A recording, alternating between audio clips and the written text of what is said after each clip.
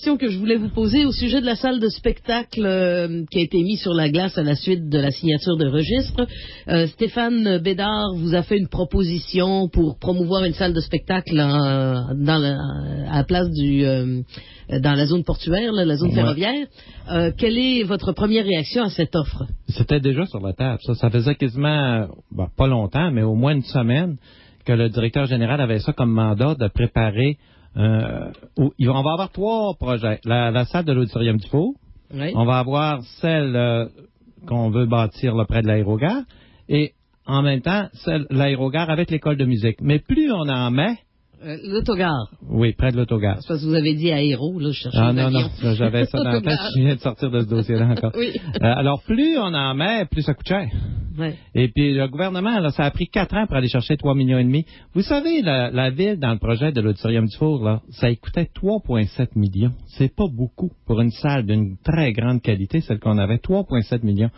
C'est parce qu'on peut bien en faire une où le gouvernement va... D'abord, le gouvernement, attendez-vous pas qu'il nous étire des chèques, qu'il fasse tout le projet de la culture, qu'il donne ça à Saguenay. Là, je les connais. Ça a été tellement pénible à voir le 4,5 millions qu'ils nous donnent.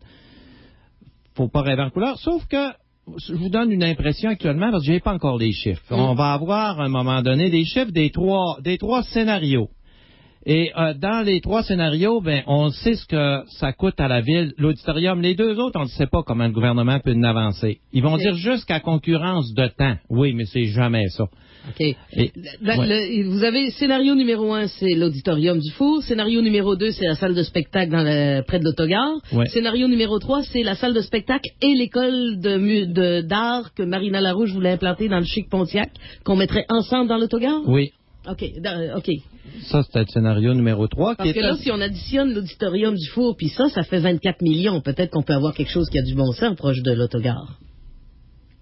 C'est impossible, ce que vous dites. C'est impossible. Impossible. Ça me fait rien de l'analyser. On va l'analyser parce que si c'est moi qui vous le dis, j'allais dire c'est parce que le maire est entêté. Je vais le faire dire par des spécialistes, puis des spécialistes, je me suis arrangé pour pas qu'il y ait de porte de sortie. Je voudrais pas avoir des gens qu'on dise c'est pas sérieux. Ça va être, vous allez voir. Écoutez, c'est facile à dire là, mais c'est impossible. Êtes-vous en train de repousser tout ça pour après l'élection, finalement faire à votre tête, c'est-à-dire l'auditorium du Four après l'élection? Tu sais que ça me donne faire à ma tête, moi. Si je gagne pas ma vie à faire à ma tête, ça me donne quoi? Pourquoi? Je vais vous dire que je fais tout pour que ça se fasse avant. Je vous le dis là, tout ce que je peux, je vais le faire. Puis d'après moi, je vais réussir. Avant. Tu sais que ça me donne, moi, d'aller contre mes citoyens. Est-ce que la façon la plus rapide de le faire, c'était pas d'aller en référendum? Oui, mais avant de faire un référendum, il faut savoir le prix. C'est justement ça que je veux faire. Okay. Faire un mini-référendum, parce que ce ne sera pas le grand référendum d'1 million. Là. Ça va être comme le non-Chicoutimi. Là. Ça va coûter à peu près 300 000 $.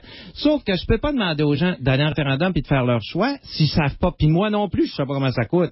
Fait qu'ils vont dire, puis il y en a, là, si on ne sait pas comment ça coûte, il y en a qui vont dire 12, il y en a qui vont dire 40. Fait que là, c'est quoi l'idée? Il faut avoir de vrais chiffres avant de faire le référendum. 545-9830 si